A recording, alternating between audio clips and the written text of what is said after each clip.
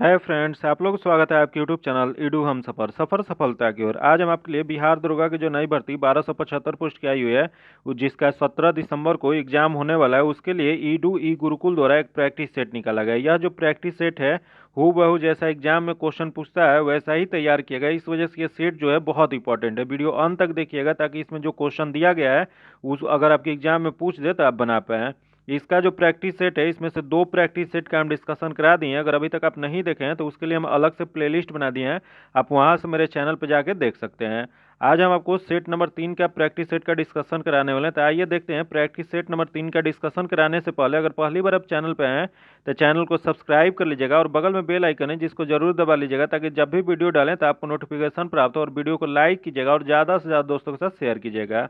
आइए देखते हैं आज का पहला क्वेश्चन। आज का पहला क्वेश्चन दिया गया है, निम्नलिखित में से किस स्थान पर भगवान बुद्ध ने चार आर्य सत्यों पर अपना पहला उपदेश दिए थे। बताना है आपको कि कौन से स्थान पर भगवान बुद्ध ने चार आर्य सत्यों के अपना पहला उपदेश दिए थे। तो यह जो उपदेश जो दिए थे यह बनारस के सारनाथ में दिए थे। इसका जो आंसर हो जाएगा डी नंबर हो जाएगा।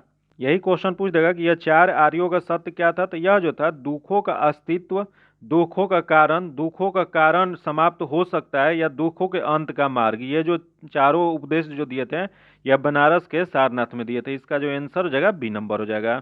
आगे देख लेते हैं जो कि क्वेश्चन दिया गया कि पानीपत की तीसरी लड़ाई निम्नलिखित में से किसके बीच लड़ी गई थी। क्वेश्चन पूछा हुआ है कि पानीपत की जो तीसरी लड़ाई जो हुआ था 14 जनवरी 1761 ईस्वी में, वह किसके किसके बीच में हुआ था। तो यह जो युद्ध हुआ था मराठा साम्राज्य और दुर्रानी के बीच में हुआ था। इसका जो आंसर हो जाएगा ए नंबर हो जाएगा।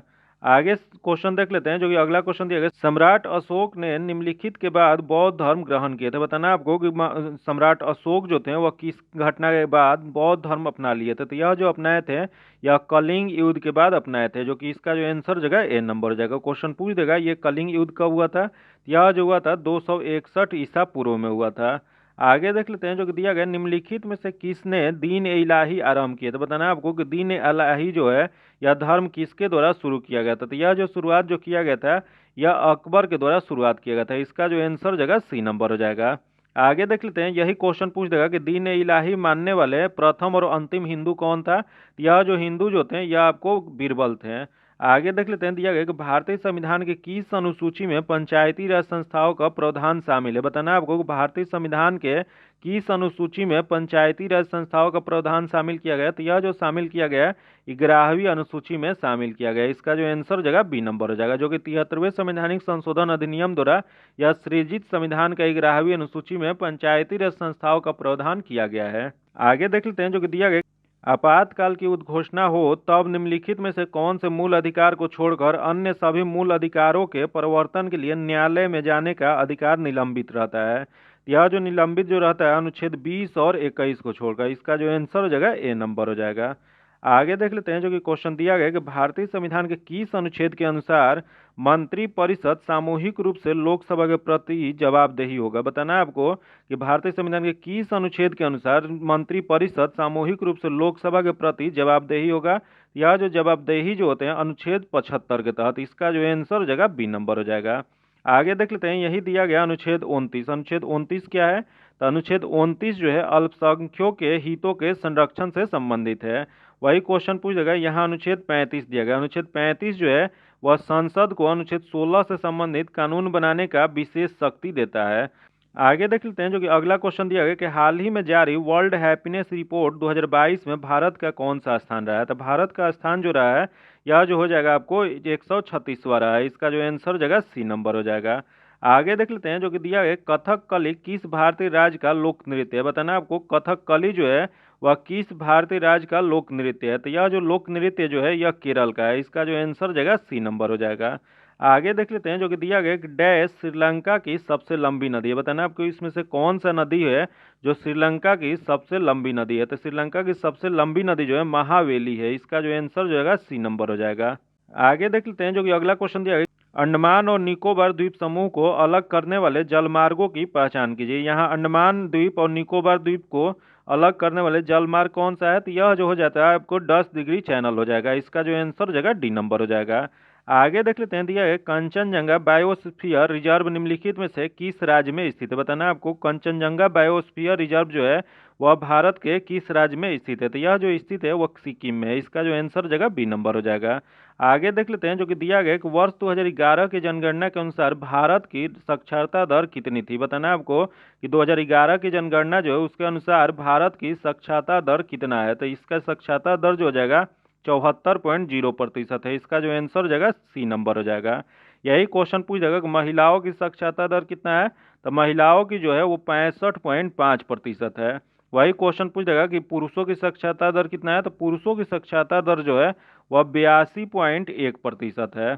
इसका जो आंसर हो जाएगा सी नंबर हो जाएगा। आगे देख लेते हैं, ऑपरेशन फ्लड किससे संबंधित है। बताना है आपको कि ऑपरेशन फ्लड जो है उसका संबंध जो है वो किससे है। तो इसका जो सही आंसर हो जाएगा भारत के दूध उद्योग से। इसका जो आंसर हो जाएगा सी नंबर हो जाएगा। यही क्वेश्चन पूछ जाएगा कि ऑपरेशन फ्लड जो है इसकी शुरुआत कब किया गया था। तो इसकी शुरुआत जो है 13 जनवरी 1970 को किया गया था। याद रखिएगा कब किया गया था, तो 13 जनवरी 1970 को इसकी शुरुआत किया गया था।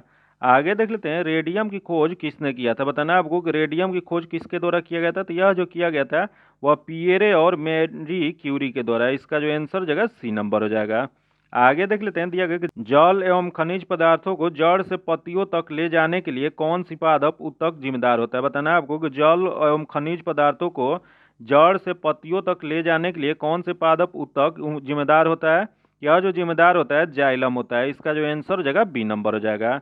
जाइलम ऊतक जो होता है पानी और खनिज को जड़ों से पत्तियों तक पहुंचाता है, जबकि वही फ्लेम जो होता है वह भोजन को पत्तियों से पौधे के अन्य भागों में पहुंचाता है। आगे देख लेते हैं, दिया गया कि मानव शरीर में पाचन तंत्र का सबसे लंबा हिस्सा कौन सा है। बताना है आपको कि मानव शरीर जो है इसमें पाचन तंत्र का सबसे लंबा हिस्सा कौन सा होता है। तो यह जो होता है वह छोटी आंत होता है। इसका जो आंसर हो जाएगा बी नंबर हो जाएगा।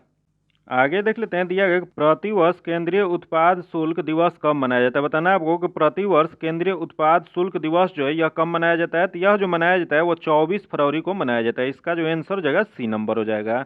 आगे देख लेते हैं, किस फिल्म ने 94वें अकादमी पुरस्कार में सर्वश्रेष्ठ फिल्म का पुरस्कार जीता है। तो यह जो पुरस्कार जो जीता है वह कोडा जीता है। इसका जो आंसर हो जाएगा बी नंबर हो जाएगा।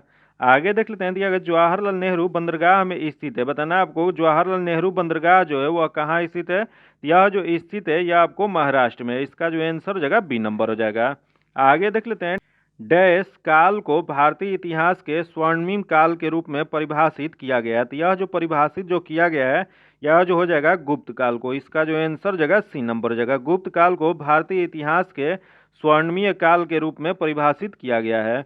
आगे देख लेते हैं, दिया गया कि 618 ईस्वी में हर्षवर्धन को निम्न में से किसने पराजित किया था। बताना है आपको कि हर्षवर्धन को 618 ईस्वी में किसके द्वारा पराजित किया गया था। तो यह जो पराजित किया गया था पुलकेशिन द्वितीय के द्वारा। इसका जो आंसर हो जाएगा बी नंबर हो जाएगा।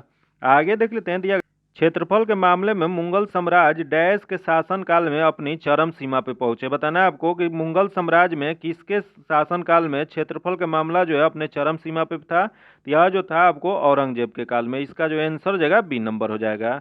और अगला क्वेश्चन देख लेते हैं, जो कि दिया गया किस सिख गुरु ने सिख धर्म के पवित्र धर्म ग्रंथ आदि ग्रंथ की संकलन किए थे। बताना है आपको कि जो आदि ग्रंथ जो है सिख धर्म के पवित्र धर्म ग्रंथ है जिसकी संकलन किसके द्वारा किया गया था। तो यह जो किया गया था गुरु अर्जुन देव के द्वारा किया गया था। इसका जो आंसर हो जाएगा वो सी नंबर हो जाएगा।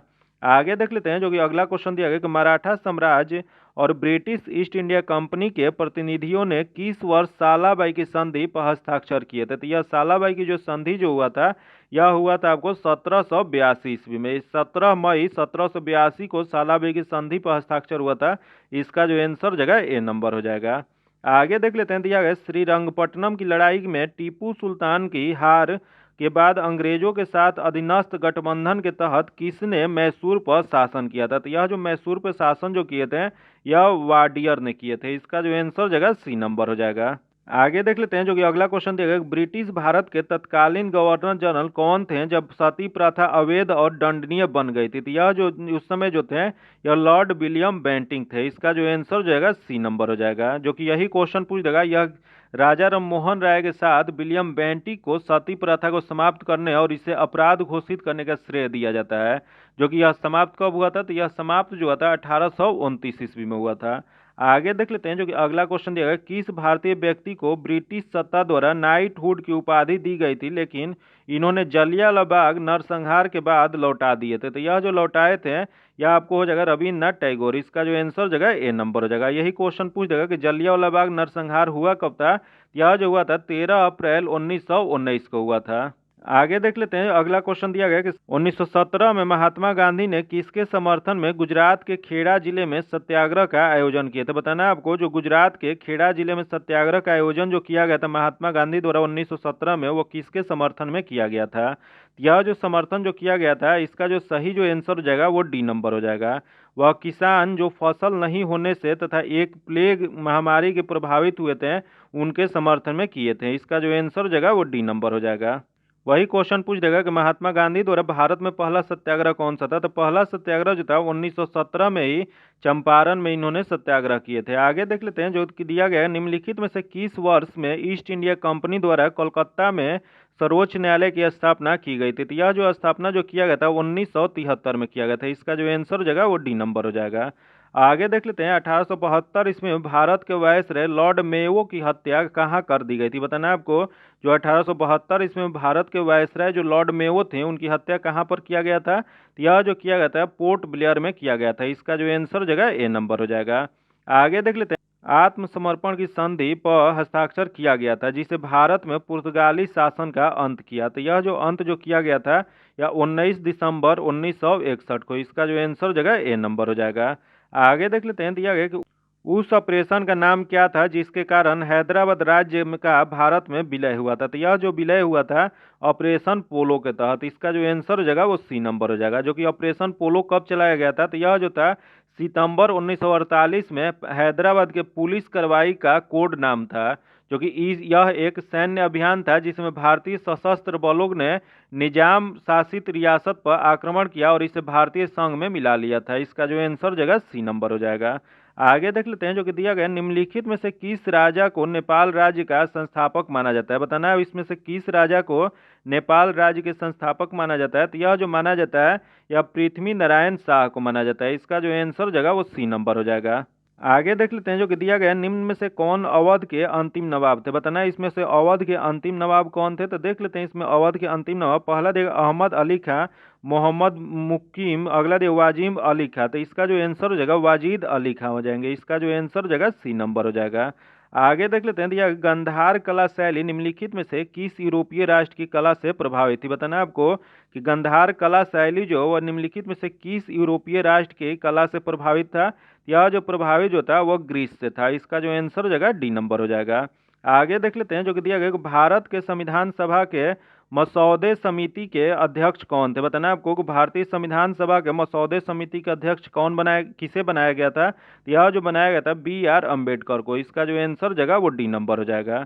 आगे देख लेते हैं जो कि अगला क्वेश्चन है, निम्नलिखित में से संविधान के किस अनुसूची में अनुसार राज्यसभा में राज्यों और केंद्र शासित प्रदेशों के सीटों के आवंटन का प्रावधान किया गया। तो यह जो प्रावधान जो किया गया है वह चौथी अनुसूची में किया गया है। इसका जो आंसर जगह ए नंबर हो जाएगा। अगला क्वेश्चन देख लेते हैं जो कि दिया है, किस आयोग ने सरकारी सेवाओं के सभी स्तरों में OBC उम्मीदवारों के लिए 27% आरक्षण की सिफारिश किया। तो यह जो 27% आरक्षण की सिफारिश जो किया गया था यह मंडल आयोग के द्वारा किया गया था। इसका जो आंसर जगह वो बी नंबर हो जाएगा। आगे देख लेते हैं जो कि अगला क्वेश्चन दिया गया, निम्न में से किसने सबसे अधिक बार भारत का केंद्रीय बजट पेश किया। तो बताना आपको कि भारत का केंद्रीय बजट पेश करने का सबसे अधिक बार किसे श्रेय जाता है। तो यह जो जाता है मोरारजी देसाई को जाता है। इसका जो आंसर जगह सी नंबर हो जाएगा। इन्होंने कितने बार पेश किया था, तो इन्होंने कुल 10 बार बजट पेश किए थे। वही क्वेश्चन पूछ देगा कि दूसरे नंबर पे कौन थे। तो दूसरे नंबर पर जो थे पी चिदम्बरम थे, जो कि कितने बार किए हैं, तो यह जो है 9 बार किए हैं। वही क्वेश्चन पूछ देगा कि ये तीसरे नंबर पे कौन है। तो तीसरे नंबर पर जो है प्रणब मुखर्जी हैं, जो कि कुल कितने बार, तो कुल 8 बार इन्होंने बजट पेश किया है। आगे देख लेते हैं, दिया गया कि डैश के अनुसार सूर्यास्त के बाद और सूर्योदय से पहले किसी भी महिला को गिरफ्तार नहीं किया जाएगा साधारण परिस्थितियों की छोड़कर। तो यह जो हो जाएगा आपको, इसका जो सही आंसर हो जाएगा यह आपराधिक प्रक्रिया संहिता के तहत। इसका जो आंसर हो जाएगा डी नंबर हो जाएगा। आगे देख लेते हैं जो कि अगला क्वेश्चन दिया गया, निम्नलिखित में से कौन सी नदी हिमालय अपवाह तंत्र का हिस्सा नहीं है। इसमें बताना है कि हिमालय अपवाह तंत्र का हिस्सा है, इसमें से कौन सी नदी नहीं है। तो देख लेते हैं पहला जो दिया है गोदावरी नदी, जो कि गोदावरी नदी जो है दक्षिण भारत की नदी है, तो ये हिमालय अपवाह तंत्र का हिस्सा नहीं है। बाकी सिंधु नदी, ब्रह्मपुत्र नदी और गंगा नदी है, तो इसका जो आंसर हो जाएगा ए नंबर हो जाएगा। आगे देख लेते हैं जो कि अगला क्वेश्चन दिया गया कि अलकनंदा नदी डैश और भागीरथी खंड ग्लेशियर से निकलती है। बताना आपको कि अलकनंदा नदी जो है डैश और भागीरथी खड़ग ग्लेशियर से निकलती है, तो यह जो निकलती है यह संतोपथ से निकलती है। इसका जो आंसर हो जाएगा वो सी नंबर हो जाएगा। आगे देख लेते हैं दिया गया निम्नलिखित में से कौन भारत का एकमात्र राज्य है जो हीरे का उत्पादन करता है। बताना है आपको कि भारत का एकमात्र राज्य कौन सा है जो हीरे का उत्पादन करता है, तो यह जो करता है वह मध्य प्रदेश है। इसका जो आंसर हो जाएगा वो डी नंबर हो जाएगा। आगे देख लेते हैं जो कि अगला क्वेश्चन दिया गया भारत में खरीफ का मौसम काफी हद तक डैश के साथ मेल खाता है, तो यह जो मेल जो खाता है यह भारत के दक्षिण पश्चिम मानसून के जो होता है उसी से मेल खाता है। इसका जो आंसर हो जाएगा ए नंबर हो जाएगा। आगे देख लेते हैं जो कि दिया गया सुंदरी वृक्षों की एक प्रसिद्ध प्रजाति पाई जाती है। बताना आपको कि सुंदरी वृक्ष की एक प्रसिद्ध प्रजाति जो है वो कहाँ पाई जाती है, तो यह जो पाई जाती है मैंग्रोव वनों में पाई जाती है। इसका जो आंसर हो जाएगा वो डी नंबर हो जाएगा। आगे देख लेते हैं जो कि अगला क्वेश्चन दिया गया कि पीन घाटी राष्ट्रीय उद्यान कहाँ स्थित है। बताना आपको कि पीन घाटी राष्ट्रीय उद्यान जो है यह कहाँ पे स्थित है, तो यह जो स्थित है यह हिमाचल प्रदेश में स्थित है। इसका जो आंसर हो जाएगा वो सी नंबर हो जाएगा। अगला देख लेते हैं जो कि दिया गया 2011 की जनगणना के अनुसार निम्न से किस राज्य या केंद्र शासित प्रदेश की साक्षरता दर के दृष्टिकोण से दूसरा स्थान है, तो यह जो दूसरा स्थान जो है वो लक्षद्वीप का है। इसका जो आंसर हो जाएगा वो ए नंबर हो जाएगा। वही पहला स्थान किसका है, तो पहला स्थान जो है वो केरल है। आगे देख लेते हैं जो कि दिया गया कि डैश एक प्राकृतिक रूप से होने वाला परिघटना है जो पृथ्वी की सतह और वायुमंडल के गर्म होने के लिए जिम्मेवार होता है, तो यह जो जिम्मेवार होता है यह हरित गृह प्रभाव होता है, ग्लोबल वार्मिंग होता है। इसका जो आंसर हो जाएगा सी नंबर हो जाएगा। जो कि इसका मुख्य कौन सा गैस प्रभावित करता है, तो यह जो करता है CO2 करता है। आगे देख लेते हैं दिया गया डैश सतपुड़ा श्रेणी का सर्वोच्च शिखर है। बताना है आपको कि सतपुड़ा श्रेणी जो है वो किसका सर्वोच्च शिखर है, तो यह जो धूपगढ़ जो है इसका सर्वोच्च शिखर है। इसका जो आंसर हो जाएगा वो बी नंबर हो जाएगा। आगे देख लेते हैं दिया गया कि जमा राशि का वह प्रतिवर्ष जिसे बैंक को अपने पास नगद के रूप में रखना चाहिए डैश के नाम से जाना जाता है, तो यह जो जाना जाता है यह नगद निधि अनुपात जाना जाता है। इसका जो आंसर हो जाएगा वो डी नंबर हो जाएगा। अगला देख लेते हैं दिया गया UNDP के मानव विकास विवरण किन 3 संकेतों को संयोजित करके विकास के माप करता है, तो यह जो माप करता है यह स्वास्थ्य को, शिक्षा को और जीवन स्तर का माप करता है। इसका जो आंसर हो जाएगा सी नंबर हो जाएगा। आगे देख लेते हैं दिया गया भारत में नियोजित आर्थिक विकास प्रथम पंचवर्षीय योजना की शुरुआत के साथ में शुरू हुआ था। बताना आपको कि भारत में जो है नियोजित आर्थिक विकास जो है प्रथम पंचवर्षीय योजना इसकी शुरुआत किसके साथ या कब शुरू किया गया था, यह जो शुरुआत जो किया गया था यह आपको 1951 में किया गया था। इसका जो आंसर हो जाएगा ए नंबर हो जाएगा। आगे देख लेते हैं जो कि अगला क्वेश्चन दिया गया 17 दिसंबर 1931 को भारतीय सांख्यिकी संस्थान की स्थापना किसने की थी, तो यह जो स्थापना जो किया गया था यह PC महालनोबिस द्वारा किया गया था। इसका जो आंसर हो जाएगा ए नंबर हो जाएगा। आगे देख लेते हैं जो कि क्वेश्चन दिया गया कि भारत में कृषि फसलों का न्यूनतम समर्थन मूल्य MSP सरकार की किस संस्था की सिफारिशों पर भारत सरकार के द्वारा तय किया जाता है, तो यह जो तय जो किया जाता है वह कृषि लागत और मूल्य आयोग के द्वारा यह सिफारिश किया जाता है, उसके तहत लागू किया जाता है। इसका जो आंसर हो जाएगा वो बी नंबर हो जाएगा। आगे देख लेते हैं जो कि अगला क्वेश्चन दिया गया है एक नॉटिकल मील किसके बराबर होता है। बताना आपको कि एक नॉटिकल मील बराबर कितना होता है, तो यह जो होता है 1882 मीटर होता है। इसका जो आंसर हो जाएगा बी नंबर हो जाएगा। आगे देख लेते हैं जो कि दिया गया परमाणु संलयन अभिक्रिया निम्न में से किस समीकरण द्वारा आधारित होता है। बताना आपको कि परमाणु संलयन अभिक्रिया जो है वह इनमें से किस समीकरण पर आधारित होता है, तो यह जो आधारित जो होता है वह E=mc² पे आधारित होता है। इसका जो आंसर हो जाएगा वो ए नंबर हो जाएगा। आगे देख लेते हैं जो कि दिया गया किसी पिंड की गतिज और स्थितिक ऊर्जा उसकी डैश ऊर्जा के घटक है। बताना आपको कि किसी पिंड का गतिज और स्थितिक ऊर्जा जो होता है उसके किस ऊर्जा के घटक होता है, तो यह जो होता है आपको हो जाएगा यांत्रिक ऊर्जा के घटक होता है। इसका जो आंसर हो जाएगा सी नंबर हो जाएगा। आगे देख लेते हैं जो कि दिया गया निम्नलिखित में से किस वैज्ञानिक ने डायनामाइट का आविष्कार किया था। बताना आपको इसमें से कौन से वैज्ञानिक है जो डायनामाइट के आविष्कार किए थे, यह जो आविष्कार किए थे अल्फ्रेड नोबेल द्वारा किया गया था। इसका जो आंसर हो जाएगा ए नंबर हो जाएगा। आगे देख लेते हैं जो कि अगला क्वेश्चन दिया गया, निम्न में से कौन ध्वनि तरंग की एक विशेषता नहीं है। बताना है आपको इसमें से ध्वनि तरंग की एक विशेषता इसमें से कौन सी नहीं है। तो देख लेते हैं कौन सी नहीं है। पहला देखो, वेग दिया गया, प्रकृतिक दिया गया, तरंगदैर्घ्य दिया गया और आयाम दिया गया। तो इसका विशेषता जो नहीं है वह प्रकृतिक इसकी विशेषता नहीं है। इसका जो आंसर हो जाएगा वो बी नंबर हो जाएगा। आगे देख लेते हैं जो कि दिया गया, 25 डिग्री सेल्सियस तापमान पर शुद्ध जल का पीएच मान डैश होता है। तो यह जो पीएच मान जो होता है यह 7 होता है। इसका जो आंसर हो जाएगा ए नंबर हो जाएगा। अगला क्वेश्चन देख लेते हैं, दिया गया, लोहे के किस गुण के कारण गर्म लोहे के टुकड़े को चाकू से पीटा जा सकता है। तो चाकू से जो पीटा जा सकता है या उसे कहा जाता है आघात वर्धनीयता कहा जा सकता है। इसका जो आंसर हो जाएगा ए नंबर हो जाएगा। आगे देख लेते हैं जो कि दिया गया, कोरंडम किसका एक अयस्क है। बताना है आपको कोरंडम जो है वह किसका अयस्क होता है। तो यह जो अयस्क जो होता है वह एल्युमिनियम का होता है। इसका जो आंसर हो जाएगा वो डी नंबर हो जाएगा। आगे देख लेते हैं, हैलोजन के सबसे बाहरी कोष में इलेक्ट्रॉन होते हैं। बताना है आपको कि हैलोजन के सबसे बाहरी कोष जो है उसमें इलेक्ट्रॉन कितने होते हैं। तो यह जो इलेक्ट्रॉन जो होते हैं यह 7 होते हैं। इसका जो आंसर हो जाएगा वो बी नंबर हो जाएगा। आगे देख लेते हैं, किस नियम के अनुसार एक आदर्श गैस का आयाम नियत दाब पर पूर्ण तापमान के समानुपाती होता है। तो यह जो नियम जो होता है वो चार्ल्स का नियम होता है। इसका जो आंसर हो जाएगा वो सी नंबर हो जाएगा। आगे देख लेते हैं जो कि अगला क्वेश्चन दिया गया, प्रकाश संश्लेषण की प्रक्रिया डैश की मौजूदगी में होता है। बताना आपको जो प्रकाश संश्लेषण की प्रक्रिया जो है वह किसकी मौजूदगी में होता है। तो यह जो होता है यह आपको क्लोरोफिल और सूर्य की रोशनी के मौजूदगी में होता है। इसका जो आंसर हो जाएगा वो बी नंबर हो जाएगा। आगे देख लेते हैं जो कि दिया गया, निम्न में से कौन सा रोग प्रोटीन की भारी कमी के कारण होता है। बताना आपको इसमें से कौन सा रोग है जो प्रोटीन की भारी कमी जब होने लगती है तो वह रोग उत्पन्न होता है। तो यह जो उत्पन्न जो होता है उसे परिगार्भिक कहा जाता है। इसका जो आंसर हो जाएगा ए नंबर हो जाएगा। आगे देख लेते हैं, दिया गया है कि जेली फिश किस प्रकार के समुदाय का उदाहरण है। बताना आपको जो जेली फिश जो होता है वह किस समुदाय का उदाहरण है। तो यह जो उदाहरण जो होता है वह जो होता है निडेरिया समुदाय का होता है। इसका जो आंसर हो जाएगा वो सी नंबर हो जाएगा। आगे देख लेते हैं, दिया गया, डैश को अक्सर प्राणी जगत के उभयचरों के रूप में जाना जाता है। तो यह जो जाना जाता है यह हो जाएगा आपको ब्रायोफाइटा के। इसका जो आंसर हो जाएगा वो सी नंबर हो जाएगा।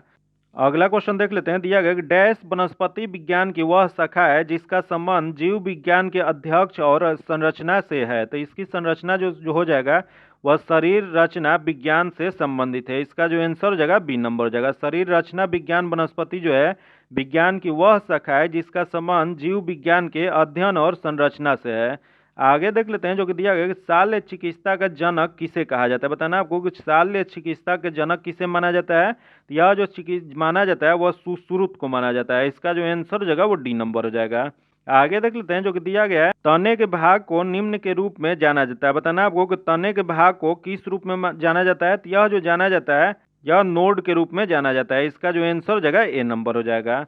आगे देख लेते हैं जो कि अगला क्वेश्चन दिया गया कि मानव शरीर के निम्नलिखित में से किस भाग में मांसपेशी या पेशी स्थित होता है। बताना आपको कि मानव शरीर जो है उसमें किस भाग में मांसपेशी पेशी स्थित होता है। तो यह जो स्थित जो होता है यह हो जाएगा आपको जबड़ा में। इसका जो आंसर हो जाएगा सी नंबर हो जाएगा। आगे देख लेते हैं जो कि दिया गया कि मूत्र त्याग करने से पहले वह मानव शरीर के उत्सर्जन तंत्र के किस भाग में संग्रहित होता है। तो यह जो संग्रहित जो होता है यह आपको हो जाएगा मूत्राशय में। इसका जो आंसर हो जाएगा डी नंबर हो जाएगा। आगे देख लेते हैं जो कि अगला क्वेश्चन दिया गया कि आंख की पुतली का आकार डैश द्वारा नियंत्रित किया जाता है। तो यह जो नियंत्रित जो किया जाता है वह आइरिस द्वारा नियंत्रित किया जाता है। इसका जो आंसर हो जाएगा डी नंबर हो जाएगा। आगे देख लेते हैं जो कि क्वेश्चन दिया गया कि भारत के राष्ट्रीय अभिलेखागार की स्थापना किस वर्ष की गई थी। तो यह जो स्थापना जो किया गया था यह 1891 में इसकी स्थापना किया गया था। इसका जो आंसर हो जाएगा सी नंबर हो जाएगा। आगे देख लेते हैं जो कि दिया गया कि बराबती स्पोर्ट्स स्टेडियम किस राज्य में स्थित है। तो यह जो स्थित जो है वह उड़ीसा राज्य में स्थित है। इसका जो आंसर हो जाएगा डी नंबर हो जाएगा। आगे देख लेते हैं, दिया गया वर्किंग विद द कॉमरेड्स पुस्तक के लेखक कौन है। तो यह जो पुस्तक लिखा गया अनुभूति राय द्वारा लिखा गया है। इसका जो आंसर हो जाएगा डी नंबर हो जाएगा। आगे देख लेते हैं जो कि अगला क्वेश्चन दिया गया कि डॉल्फिन किक शब्द किस खेल से संबंधित है। बताना आपको डॉल्फिन किक जो शब्द है उसका संबंध किस खेल से है। तो इसका संबंध जो है वह तैराकी से है। इसका जो आंसर हो जाएगा सी नंबर हो जाएगा। आगे देख लेते हैं, दिया गया कोलकाली किस राज्य के पारंपरिक लोक नृत्य में से एक है। तो यह जो लोक नृत्य जो है यह आपको हो जाएगा केरल की है। इसका जो आंसर हो जाएगा सी नंबर हो जाएगा। आगे देख लेते हैं, दिया गया इसरो ने PSLV-C-53 से किस देश के 3 उपग्रहों को अंतरिक्ष की कक्षा में सफलतापूर्वक स्थापित किया? तो यह जो स्थापित किया वह सिंगापुर का। इसका जो आंसर हो जाएगा बी नंबर हो जाएगा। आगे देख लेते हैं, दिया गया मुक्त पीरियड प्रोडक्ट के लिए कानून लागू करने वाला दुनिया का पहला देश कौन सा बन गया? तो यह जो दुनिया का पहला देश जो बना है, यह जो हो जाएगा स्कॉटलैंड हो जाएगा। इसका जो आंसर हो जाएगा बी नंबर हो जाएगा। आगे देख लेते हैं, जो कि क्वेश्चन दिया गया, हाल ही में किन 2 राज्यों के पूर्व राज्यपाल रहे सैयद सिम्बते राजी का 83 वर्ष की उम्र में निधन हुआ? तो यह जो निधन हुआ है वह कहाँ के राज्यपाल थे? वह झारखंड और असम के थे। इसका जो आंसर हो जाएगा बी नंबर हो जाएगा। आगे देख लेते हैं, जो कि अगला क्वेश्चन दिया गया कि भारत में किस खगोलीय बोधशाला को यूनेस्को की सूची में अधिसूचित किया गया है? तो यह जो अधिसूचित जो किया गया है, यह बिहार खगोलीय बोधशाला के द्वारा किया गया है। इसका जो आंसर हो जाएगा डी नंबर हो जाएगा।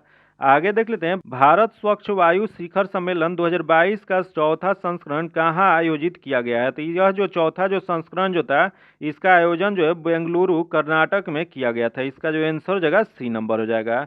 आगे देख लेते हैं, जो कि अगला क्वेश्चन दिया गया कि डॉक्टर एन कलाइन सेल्वी किस भारतीय अनुसंधान संगठन की पहली महिला महानिर्देशक बनी है? तो यह जो पहला महानिर्देशक जो बनी है, यह जो हो जाएगा, इसका जो सही आंसर जो जाएगा वैज्ञानिक और औद्योगिक अनुसंधान परिषद के बनी है। इसका जो आंसर जाएगा डी नंबर हो जाएगा। आगे देख लेते हैं, दिया गया परवाज मार्केट लिंकेज योजना भारत के किस केंद्र शासित प्रदेश द्वारा शुरू की गई है? तो यह जो शुरुआत जो किया गया है, यह जम्मू और कश्मीर के द्वारा। इसका जो आंसर हो जाएगा बी नंबर हो जाएगा। अगला क्वेश्चन जो देख लेते हैं, दिया गया है कि स्कूल स्वच्छता शिक्षा कार्यक्रम किस राज्य में शुरू की गई एक पहल है? तो यह जो पहल जो है, यह आपको उत्तराखंड की है। इसका जो आंसर हो जाएगा बी नंबर हो जाएगा।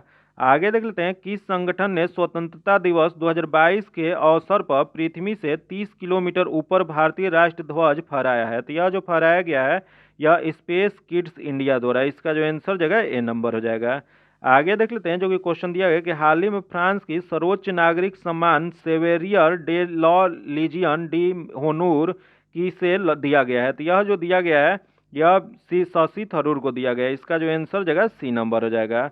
आगे देख लेते हैं, हाल ही में प्रधानमंत्री नरेंद्र मोदी ने एशिया का सबसे बड़ा प्राइवेट अस्पताल अमृत अस्पताल का उद्घाटन कहाँ किया? तो यह जो अमृत अस्पताल जो उद्घाटन जो किया गया है, यह किया गया है फरीदाबाद हरियाणा में। इसका जो आंसर जाएगा सी नंबर हो जाएगा। आगे देख लेते हैं, किस देश ने 750 बिलियन डॉलर के जलवायु परिवर्तन और स्वास्थ्य देखभाल बिल पर हस्ताक्षर किया गया है? तो यह जो हस्ताक्षर जो किया गया वो संयुक्त राज्य अमेरिका द्वारा। इसका जो आंसर हो जाएगा बी नंबर हो जाएगा। अगला क्वेश्चन देख लेते हैं, द्विवार्षिक युद्ध अभ्यास पिच ब्लैक किस देश में आयोजित किया गया है? तो यह पिच ब्लैक जो आयोजन जो किया गया है, इसका आयोजन ऑस्ट्रेलिया में किया गया है। इसका जो आंसर हो जाएगा बी नंबर हो जाएगा। आगे देख लेते हैं, जो कि दिया गया कि अंडर-20 विश्व कुश्ती चैंपियनशिप में स्वर्ण जीतने वाली पहली भारतीय महिला रेसलर कौन बन गई है? यह जो पहली भारतीय रेसलर जो बनी है, अंतिम पंघाल बनी है। इसका जो आंसर हो जाएगा सी नंबर हो जाएगा। आगे देख लेते हैं, दिया गया कि एससीओ की रक्षा मंत्रियों की वार्षिक बैठक किस देशों में आयोजित की जाएगी? तो इसका आयोजन जो किया जाएगा वह उज्बेकिस्तान में किया जाएगा। इसका जो आंसर हो जाएगा सी नंबर हो जाएगा। आगे देख लेते हैं, जो कि अगला क्वेश्चन दिया गया, 2 अंकों की संख्या में इकाई अंक दहाई अंक का 2 गुना है। यदि संख्या, जो कि मैथ्स का क्वेश्चन है, इसका डायरेक्ट आंसर बता देते हैं। इसका 96 नंबर जो क्वेश्चन है, इसका आंसर बी नंबर हो जाएगा। तथा आगे देखते हैं 97 नंबर, जो कि इसका जो आंसर जगह बी नंबर हो जाएगा। तथा आगे देखते हैं 98 नंबर, जो कि इसका जो आंसर जगह ए नंबर हो जाएगा। आगे देख लेते हैं 99 नंबर, जो कि इसका जो आंसर जगह डी नंबर हो जाएगा। तथा 100 नंबर जो क्वेश्चन है, इसका जो आंसर जगह सी नंबर हो जाएगा। इसका पीडीएफ पाने के लिए आप मेरे टेलीग्राम चैनल या व्हाट्सएप ग्रुप से जुड़ के ले सकते हैं, जो कि लिंक जो है आपको डिस्क्रिप्शन में या कमेंट बॉक्स में मिल जाएगा। अगर पहली बार आप चैनल पे हैं, चैनल को अभी तक सब्सक्राइब नहीं किए हैं, तो चैनल को सब्सक्राइब कर लीजिएगा और बगल में बेल आइकन है जिसको जरूर दबा लीजिएगा, ताकि जब भी वीडियो डालें तो आपको नोटिफिकेशन प्राप्त हो। और वीडियो को लाइक कीजिएगा और ज़्यादा से ज़्यादा दोस्तों के साथ शेयर कीजिएगा। फिर मिलते हैं आपसे अगले वीडियो में, तब तक के लिए धन्यवाद। जय हिंद।